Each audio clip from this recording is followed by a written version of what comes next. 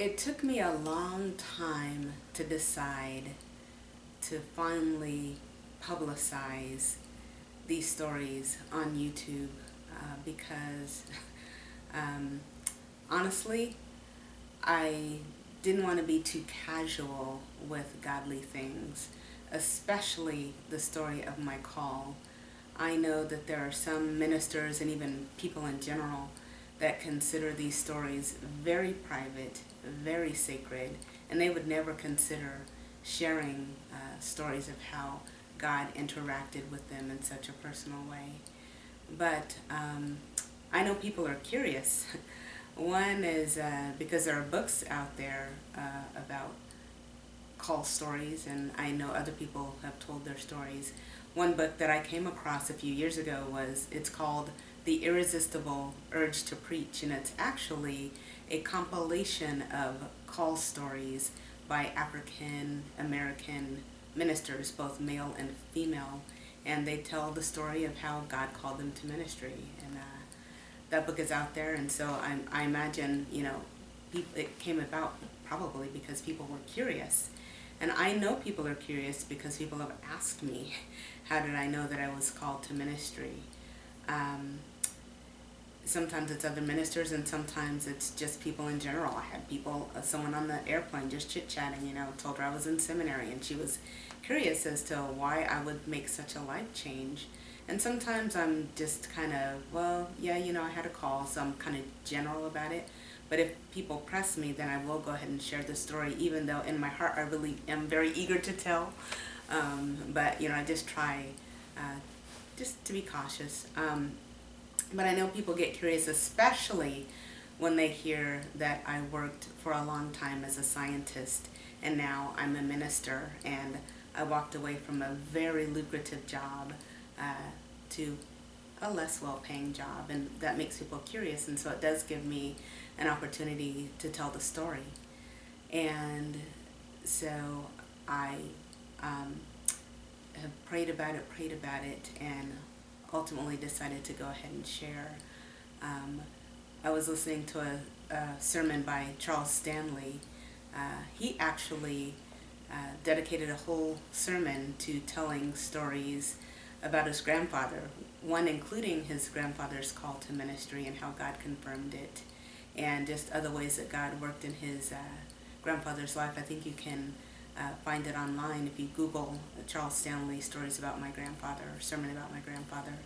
And he opens that sermon by saying something along the lines of, each our society is just one generation away, or each generation is just one step away from completely turning away from God.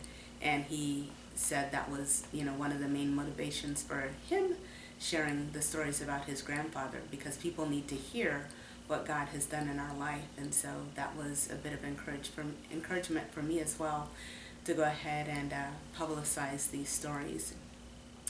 Um, Part of my hesitation as well, though, is because I've told these stories one on one with people, and sometimes it leaves people feeling frustrated because God doesn't talk to them in the way God seems to talk to me. Um, I think it's two things. He doesn't talk to them in that way, or he doesn't talk to them as frequently, at least what is perceived as frequent.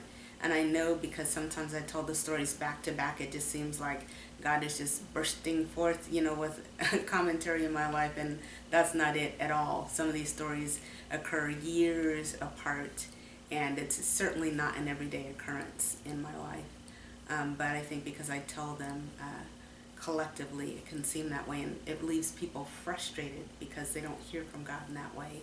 And also, multiple times people have commented that they feel inadequate, or they wonder what's wrong with them that God doesn't talk to them that way. And honestly, it makes me feel a little sad. Um, and I'm always quick to say, because it's true, that there's nothing special about me. There's absolutely nothing special about me. I don't deserve it. I don't know why God does it.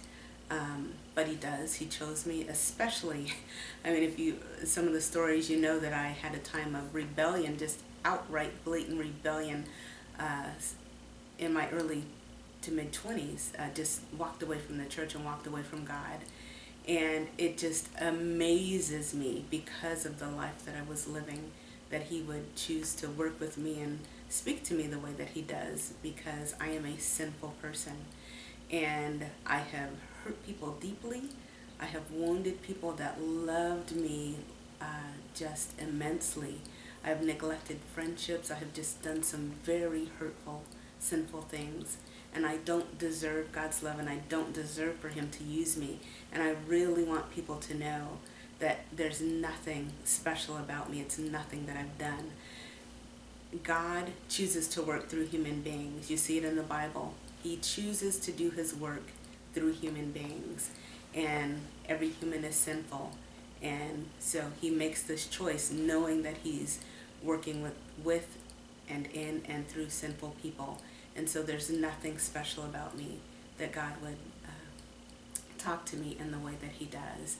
And so even though I know it makes some people uncomfortable or sad or inadequate, I pray that ultimately my sharing these stories will be beneficial, because people need to know that God is very active in the world, that the God of the Bible lives, that he cares, that he is real, that what he has revealed about himself in the Bible is true, and that you can have a relationship with him. And so I took the risk and I began to record.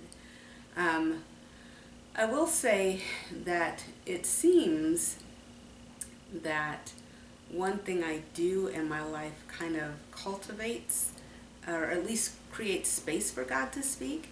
And so I do know that I spend, it seems to happen, if you will, after I've spent a lot of time in silence, in solitude, in prayer, reading the Bible, just listening to God, listening for God's voice. And so what that looks like is, like I said, I might be lying across my bed, or I might be down on my knees. I might be on the floor.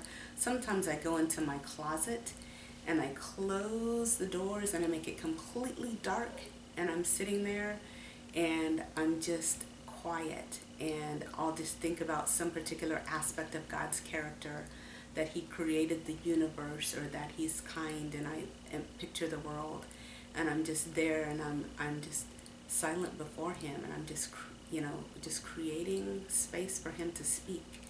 And it is rarely immediate. So some of the stories that I tell, it does seem like God gave me an immediate answer, but there's some things that happen months and years down the line, and honestly there's still things that I'm praying about that have yet to come to pass. And so I just want to set the record straight there, that this is not just me being able to say, oh Lord, speak to me, and that happens. No, not by any means.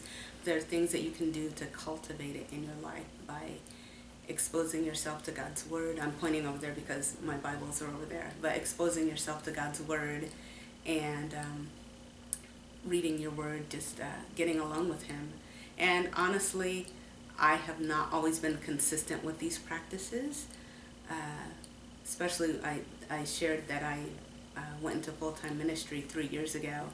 That first year and a half was just a time of transition where I did very little of that. But for the last year or so, I've really started moving back toward that. And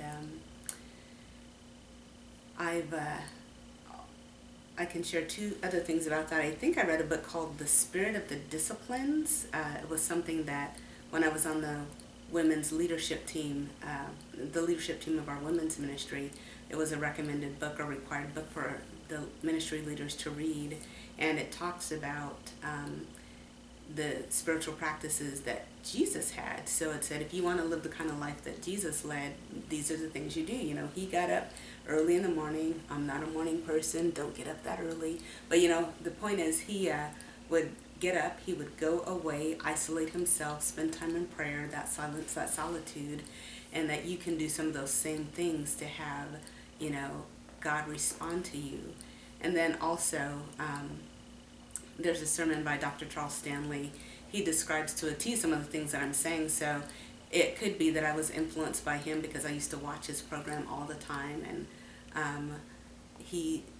I think the name of the sermon is How to Spend Time Alone with God, and it's on YouTube, and he describes some of the things I'm talking about, where you get alone with God, you're silent, you know, the whole going into your closet and having a dark space because you don't want to be distracted.